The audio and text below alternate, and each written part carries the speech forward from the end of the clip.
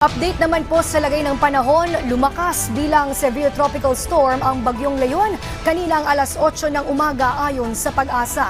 Sa datos ng Weather Bureau na mataan ng bagyo, 735 kilometers sa silangan ng Kasiguran Aurora o 780 kilometers sa silangan ng Etiaga Isabela at kumikilos ito pakanluran sa bilis na 20 kilometers per hour.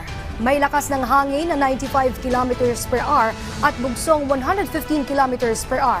Kaugnay nito nakataas ang signal number 1 sa ilang lugar sa Luzon, kabilang ang Batanes, Cagayan, kasama ang Babuyan Islands, Isabela, Ilocos Norte, Abra, Apayao, Kalinga, silangang bahagi ng Ifugao, silangang bahagi ng Quirino, hilagang bahagi ng Aurora at hilagang bahagi ng Catanduanes. Sa pagtataya ng Pag-asa, tatahakin ng STS Leon ang kanlurang hilagang kanluran ngayong araw hanggang bukas ng umaga.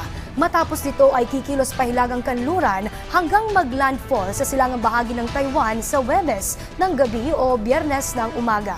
Inaasahang lalabas ng Philippine Area of Responsibility ang Bagyong Leon sa Biyernes ng umaga o tanghali.